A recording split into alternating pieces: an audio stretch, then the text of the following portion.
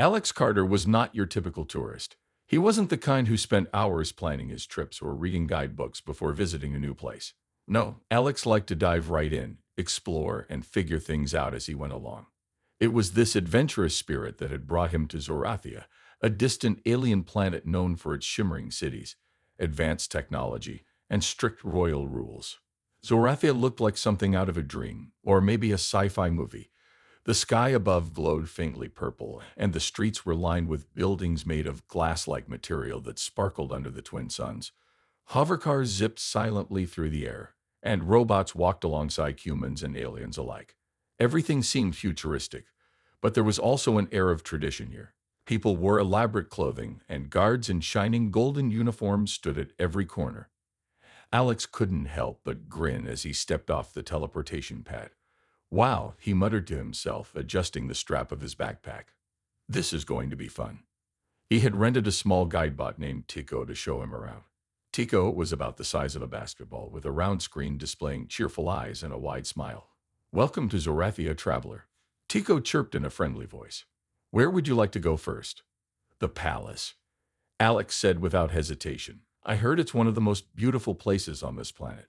Tico nodded enthusiastically. Excellent choice. The royal palace is a masterpiece of architecture and culture. But remember, Alex, be respectful. The royal family takes their traditions very seriously. Got it, Alex replied, waving a hand dismissively. No problem. I'll behave. The journey to the palace didn't take long. As they approached, Alex's jaw dropped. The palace was enormous, with towering spires that reached toward the clouds. Its walls shimmered with colors that changed depending on how the light hit them. Guards in golden uniforms stood at attention near the entrance, their helmets reflecting the sunlight. Tourists milled about, snapping pictures and marveling at the grandeur. This is incredible, Alex whispered, pulling out his camera. He snapped a few photos, then turned to Tico. Can we go inside? Yes, but stay with the group, Tico reminded him. And please keep your hands to yourself. Alex rolled his eyes. Relaxed, Tico. I'm not gonna touch anything. As they joined a guided tour, Alex listened half-heartedly to the guide explaining the history of the palace. His mind wandered as he gazed at the intricate carvings on the walls and the glowing crystals embedded in the floors. Everything felt so perfect, too perfect almost. At one point, the guide stopped near a display case containing a strange-looking device. This artifact, the guide announced, is called the Universal Lighter. It was invented centuries ago by our ancestors and serves as both a source of heat and a communication tool. Please do not attempt to use it. It is highly sensitive. Alex tilted his head, intrigued. A lighter that talks. Cool. Without thinking, he reached into his pocket and pulled out his own universal lighter, a modern version he'd bought back on Earth. It was a sleek, silver gadget with buttons on the side. Alex loved showing it off to friends because it could do everything from lighting campfires to translating languages. Hey, Tico, Alex said, holding up the lighter. Check this out. It's like their old-school model, better. Before Tico could respond, Alex pressed one of the buttons. A thin beam of blue energy shot out, narrowly missing the display case. Several tourists gasped, and the guide glared at him. Sir, the guide snapped. That is strictly forbidden. Oops, Alex said sheepishly, quickly turning off the lighter. Sorry about that. Won't happen again. The group moved on, but Alex couldn't shake the feeling that everyone was staring at him. He stuffed the lighter back into his pocket and tried to focus on the rest of the tour. Things seemed to calm down until they reached the main hall. Here, the ceiling stretched high above them, painted with scenes of Zorathian history.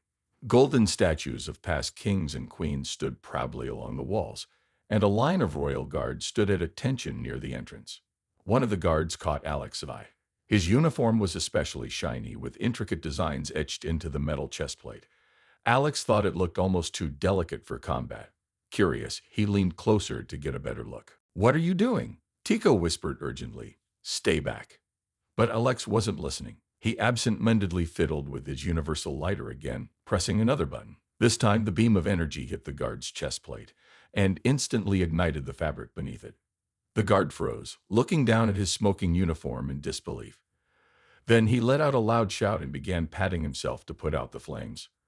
Other guards rushed over to help, while tourists scrambled to get out of the way. Oh no, Alex whispered, his face turning pale. Did I just? You did, Tico said flatly. Run. Now. But it was too late. Two guards grabbed Alex by the arms before he could move. Their expressions were cold and unreadable, but their grip was firm. What's going on? Alex stammered, trying to sound innocent. It was an accident, I swear. The lead guard glared at him. You have committed a grave offense against the royal family. You will answer for this. Alex's heart sank. He glanced around, hoping someone, anyone, would step in to defend him. But all he saw were shocked faces and shaking heads. Even Tico hovered quietly, clearly unsure of what to do next. Within minutes, Alex found himself being escorted out of the palace and into a waiting hover car. The vehicle zoomed through the city, leaving behind the glittering skyline and heading toward a darker, more ominous part of town. As they drove, Alex couldn't stop replaying the moment in his head. How had such a tiny gadget caused so much trouble? And what exactly did grave offense mean in this context? By the time the hover car came to a stop outside a massive, imposing building, Alex's nerves were shot. The sign above the door read, Royal Court of Justice. This can't be happening. Alex muttered under his breath. I'm just a tourist. But deep down, he knew he was in serious trouble. What started as a clumsy mistake was about to become the biggest challenge of his life. The Royal Court of Justice was unlike anything Alex had ever seen. It wasn't a traditional courtroom with wooden benches and stern judges. It was a high-tech facility that looked more like a spaceship than a place for legal proceedings. The walls shimmered with holographic displays, and robotic assistants glided silently across the floor. Everything moved at lightning speed, and Alex couldn't help but feel overwhelmed. As he was led inside, his heart pounded. Two guards still held him firmly by the arms, their expressions unreadable. Alex tried to stay calm, but his mind raced with questions. What would happen to him? Would they throw him in jail? Or worse, would they send him back to Earth? Relax, Alex muttered to himself under his breath. It's just a trial. People go through trials all the time. But deep down, he knew this wasn't going to be an ordinary trial. This was Zorathia, a planet where rules were strict, traditions were sacred, and mistakes, even accidental ones, were not taken lightly. The futuristic courtroom. The guards pushed open a heavy metal door, and Alex found himself standing in front of a massive room filled with glowing screens and hovering chairs. At the center of the room was a raised platform where a humanoid robot sat, its metallic face expressionless. This, Alex realized, was the judge, or rather, the AI judge. Case number 47,895, announced one of the guards. Alex Carter, charged with destruction of royal property and disrespect to the monarchy. A hush fell over the room as everyone turned to look at Alex. He swallowed hard and forced a weak smile. Ah, hi, he said awkwardly, waving slightly. No one responded. Tico, his guidebot, floated nervously beside him. Stay quiet, Alex, Tico whispered. This isn't the time to make jokes. Before Alex could respond, the AI judge spoke in a cold, mechanical voice. Defendant, you are accused of causing damage to a Royal Guard's uniform using unauthorized technology. How do you plead? Guilty? Alex blurted out before thinking better of it. Then he quickly added, Wait, no, I mean not guilty. It was an accident. The judge tilted its head slightly, analyzing Alex's words. A screen behind the judge lit up, displaying images of the incident. Alex holding his universal lighter, the beam shooting out, and the guard's uniform catching fire. Beneath the images, text scrolled rapidly, summarizing the charges. This court operates on efficiency, the judge continued. Trials last exactly 1 hour. Evidence will be presented, analyzed, and judged within that time frame. Do you understand? Yes, Alex replied, though he didn't fully grasp how everything worked. All he knew was that he needed to explain himself, and fast. How the system works. As the trial began, Alex learned just how different Zorathian justice was from what he'd experienced on Earth. There were no lawyers arguing passionately or witnesses taking the stand. Instead, the AI judge relied entirely on data collected by neural scanners, devices that read emotions and intentions directly from a person's brain. Neural scan initiated, announced a robotic assistant.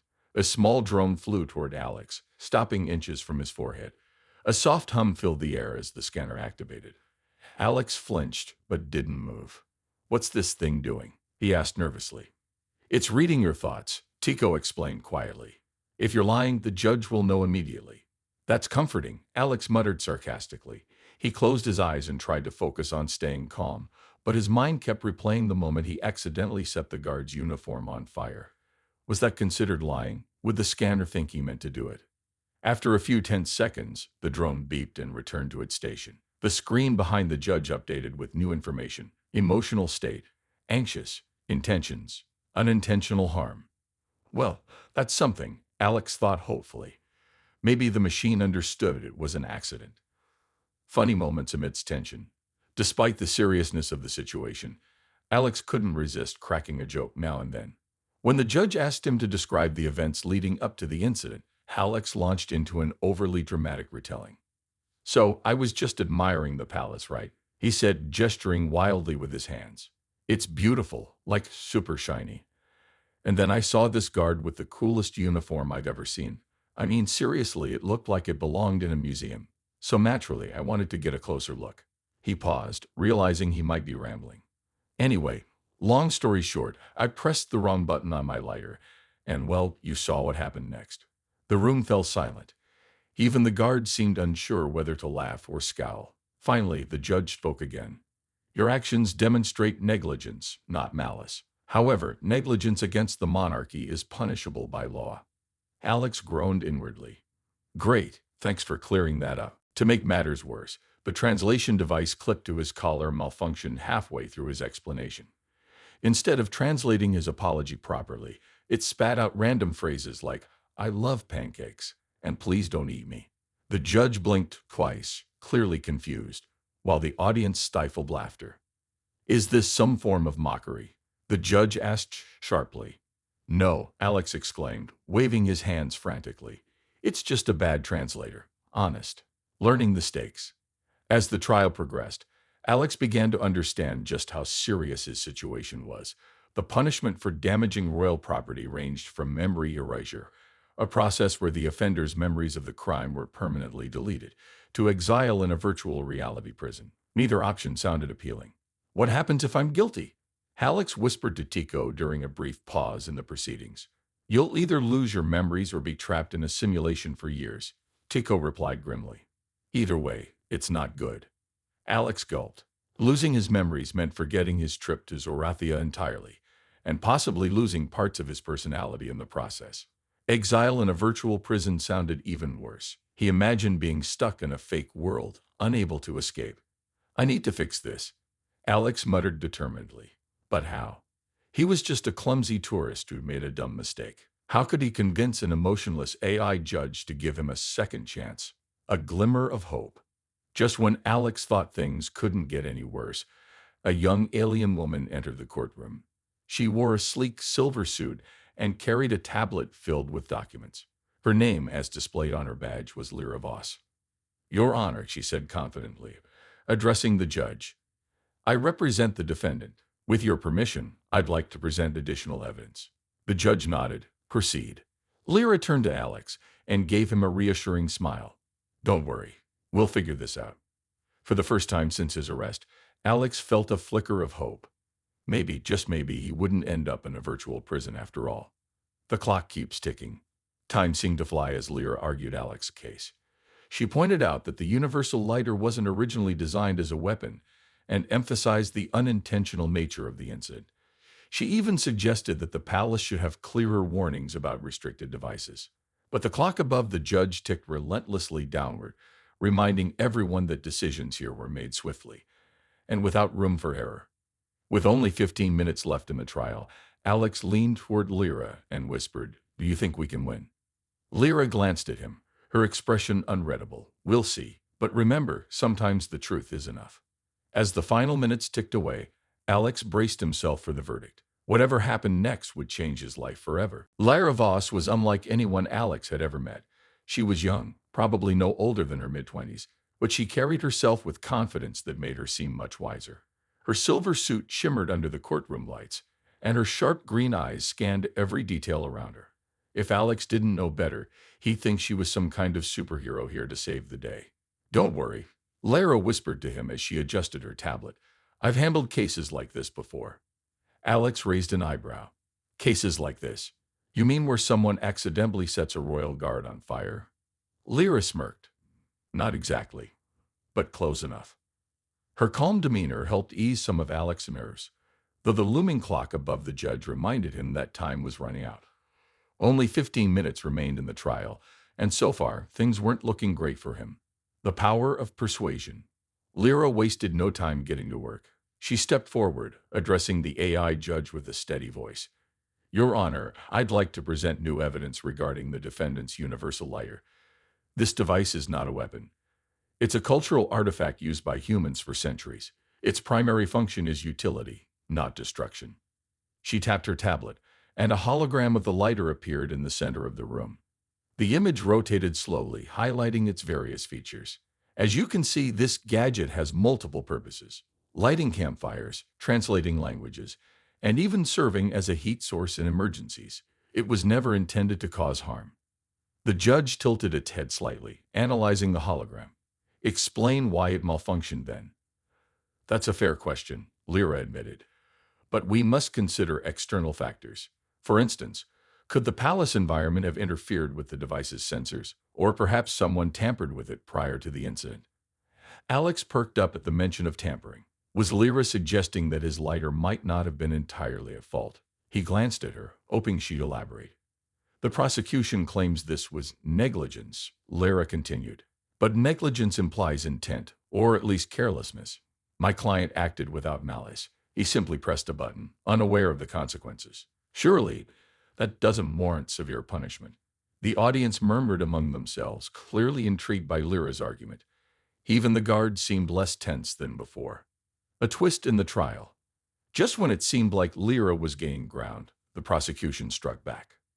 A robotic assistant rolled forward, carrying a small piece of charred fabric, the remains of the guard's uniform. This proves the damage caused by the defendant's actions, the prosecutor stated flatly. Regardless of intent, the outcome remains the same. Lyra frowned but quickly recovered. True, but let's examine the bigger picture. Why does the royal family enforce such strict rules against outsiders? Is it truly about preserving tradition, or is it about maintaining control? The courtroom fell silent. Everyone turned to look at Lyra, stunned by her bold accusation. Even the AI judge paused, its glowing eyes narrowing slightly.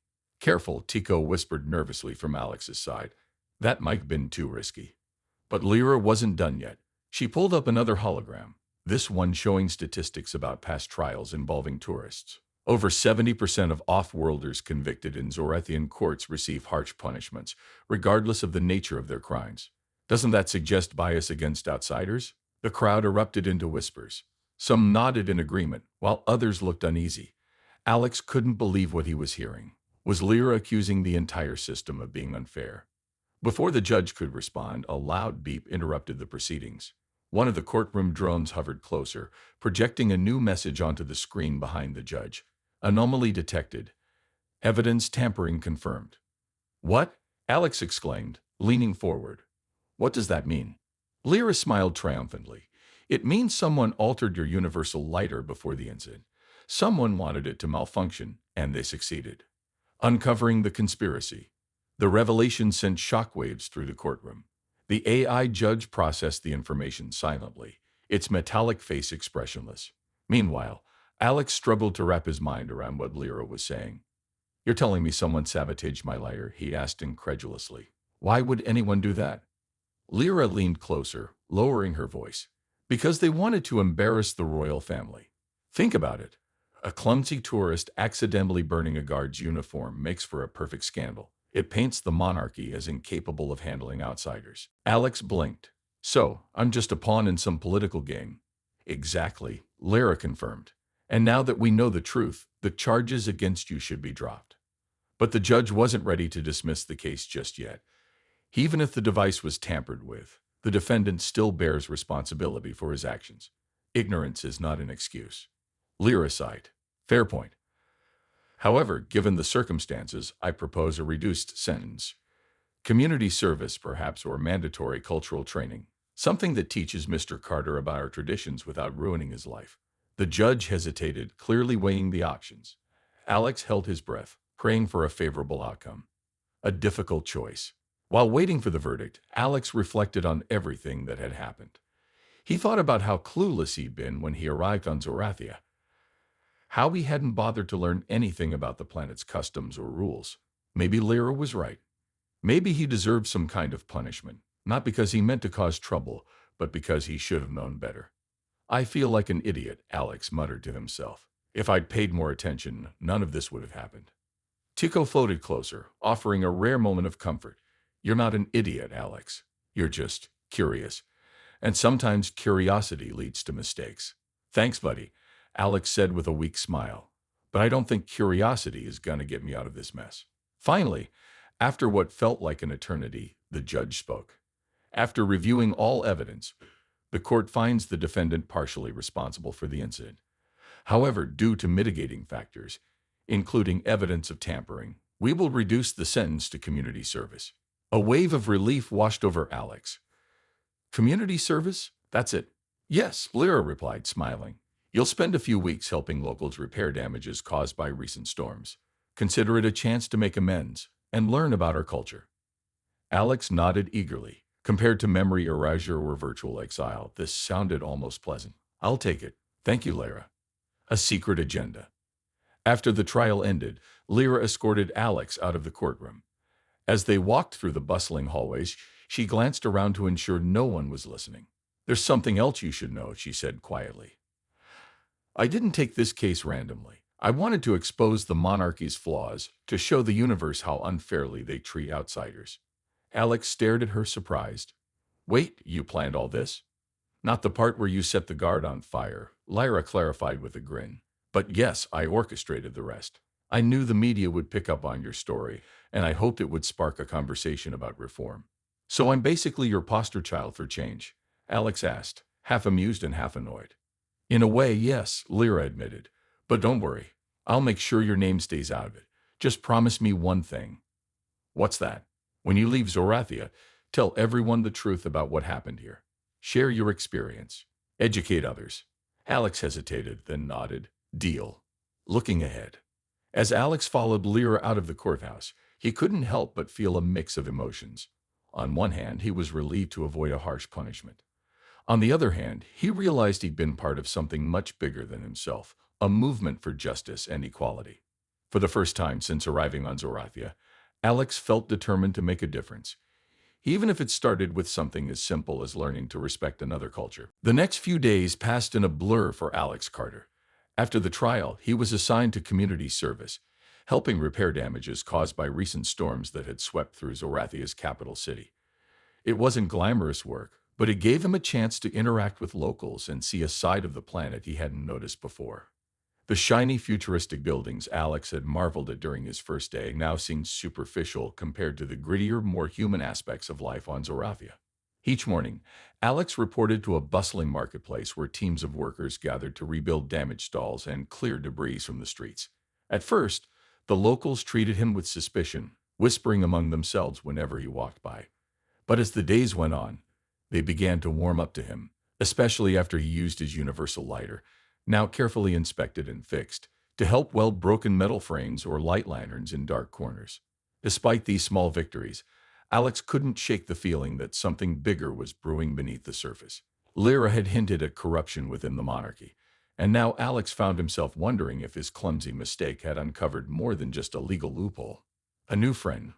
One afternoon, while taking a break under the shade of a half-repaired awning, Alex struck up a conversation with a young alien named Kale. Kale was tall and lanky, with shimmering blue skin and wide, curious eyes. He wore a tattered jacket patched together from scraps of fabric, and his hands were calloused from years of hard labor. "You're the tourist who burned the guard's uniform, right?" Kale asked bluntly, biting into a fruit that looked like a glowing orange orb. Alex winced. "Yeah, that's me. I didn't mean to do it, though." Cal chuckled. "No one ever means to do anything around here. That's the problem." "What do you mean?" Alex asked, leaning forward. Cal glanced around to make sure no one was listening, then lowered his voice. "The royal family, they don't care about us. They care about keeping their power. If someone steps out of line, even accidentally, they crush them." Alex frowned. "But why? Why would they risk angering outsiders like me?" "Oh, they want tourists to visit." Cal shrugged. "Tourists bring money, Sure, but they also bring questions. And the royals hate questions. They'd rather scare everyone into silence than answer honestly. This revelation hit Alex hard. He thought back to the courtroom, the strict rules, and the way the judge had analyzed every detail of his case. Was the entire system designed to intimidate people into submission? Danger closes in. Later that evening, as Alex returned to his temporary quarters, a small Spartan room provided by the community service program, he noticed something odd. His belongings had been rummaged through. Clothes were scattered across the floor, and his backpack lay open, its contents spilled out. What the? Alex muttered, stepping inside cautiously. He checked the corners of the room, half expecting to find someone hiding there. But the place was empty. As he knelt to pick up his things, a folded piece of paper caught his eye. It was tucked under his pillow, almost invisible unless you were looking for it. Alex unfolded it slowly, his heart pounding. The note was short and written in bold letters. Still be asking questions, or else. Alex stared at the words, feeling a chill run down his spine. Who had left this? And what did or else mean? Was he being threatened because of what Lyra had uncovered? Before he could process his thoughts, his communicator buzzed. It was Tico, his guide bot.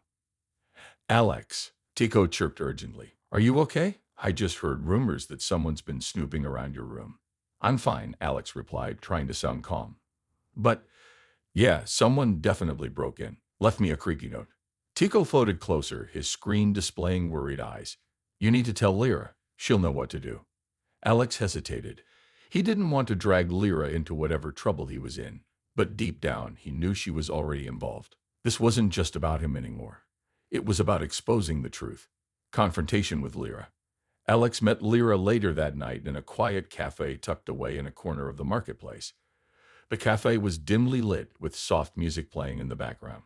Locals huddled over steaming cups of tea, chatting quietly. Alex slid into the seat across from Lyra, holding up the note. Someone broke into my room, he said, pushing the paper toward her. Left this for me.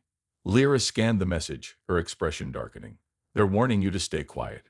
Who are they? Alex asked. The monarchy, or whoever tampered with my lyre. Both, Lyra replied grimly. The royals control everything here, the courts, the media, even the weather systems. Anyone who challenges them risks retaliation. Alex leaned back, running a hand through his hair. So what do we do? Just sit back and let them win? No, Lyra said firmly. We fight smarter. But you need to understand the risks. If you keep digging, they might come after you directly. Alex swallowed hard. What does that mean? Arrest again? Worse? Lyra hesitated, then nodded. Possibly worse. People who oppose the monarchy tend to disappear. The weight of her words settled over Alex like a heavy blanket. For a moment, he considered backing off, forgetting about the conspiracy and focusing on finishing his community service. But then he remembered Kjeld's words. No one ever means to do anything around here. Maybe that was the problem. Maybe staying silent was exactly what the royals wanted. I can't walk away, Alex said finally. Not when I know the truth. Lyra smiled faintly. Good, because neither can I. A plan takes shape. Over the next hour, Lyra laid out a plan. They would gather evidence of the monarchy's corruption, documents, recordings, anything they could find, and leak it to off-world journalists. If enough people learned the truth, public pressure might force the royals to change their ways. But how do we get proof? Alex asked. Won't they catch us? We'll have to be careful, Lyra admitted. I've got contacts who can help us access restricted areas, but we'll need to move fast. Once they realize what we're doing, they'll tighten security. Alex nodded, determination replacing his earlier fear. Okay, let's do it. Close call.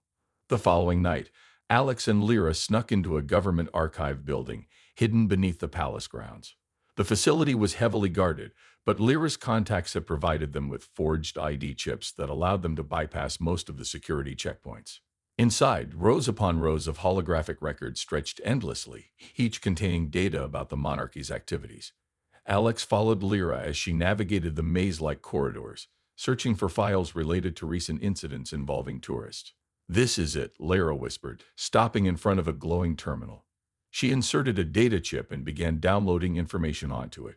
Just a few more minutes.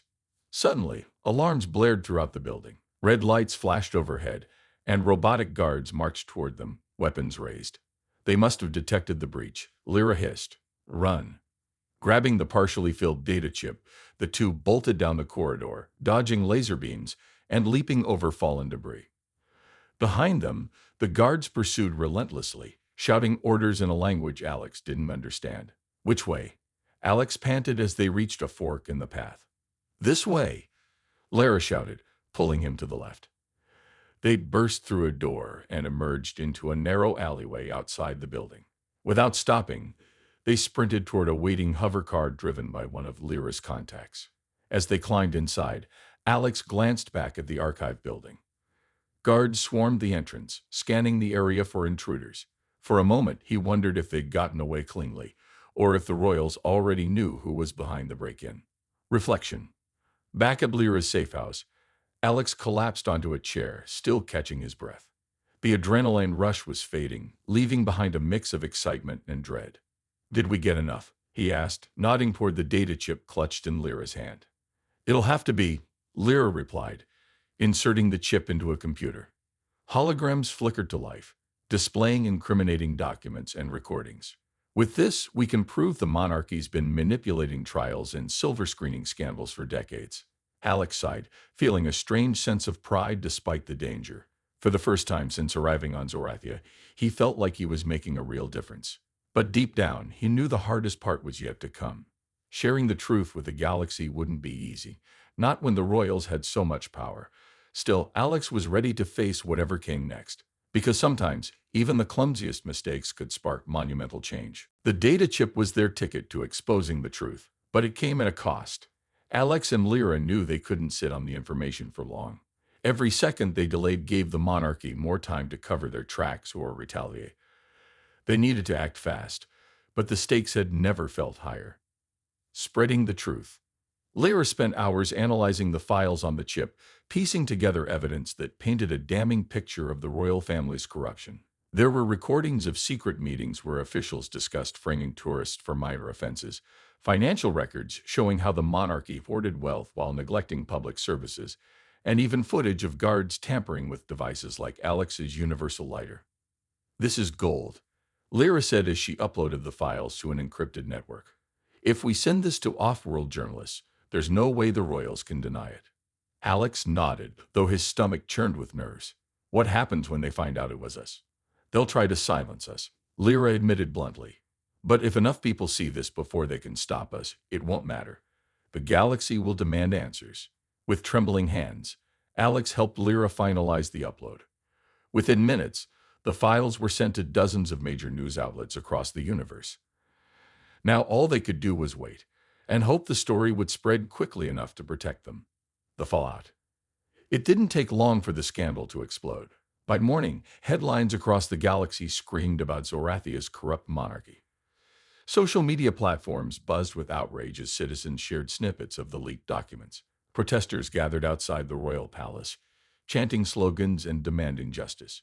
Inside the palace, chaos reigned. The king called an emergency meeting with his advisors, furious that their secrets had been exposed. Guards scrambled to tighten security, arresting anyone suspected of aiding the leak. But the damage was done. Their carefully constructed image of perfection had cracked wide open. For Alex, watching the fallout unfold was surreal. He sat in Lyra's safe house, glued to a holographic screen as reporters dissected every detail of the scandal. His clumsy mistake, a single beam from his universal lighter, had become the catalyst for a planet-wide reckoning. I can't believe this is happening, Alex muttered, shaking his head. I just wanted to explore a new world, not start a revolution. Lyra smirked. Sometimes revolutions start with the smallest sparks. You lit the match, Alex. Now it's up to everyone else to keep the fire burning. A bittersweet goodbye. As the days passed, life on Zorathia began to change. The protests grew louder, forcing the monarchy to make concessions. Tourist restrictions were lifted, and plans were announced to reform the court system. While the royals still clung to power, their grip was weaker than ever. For Alex, it was time to leave. His community service was complete, and staying any longer would only put him and Lyra in greater danger. Besides, he'd already overstayed his original vacation plans by weeks. On his last day, Lyra accompanied him to the teleportation pad, The air between them was heavy with unspoken emotions, gratitude, admiration, and maybe even a hint of sadness.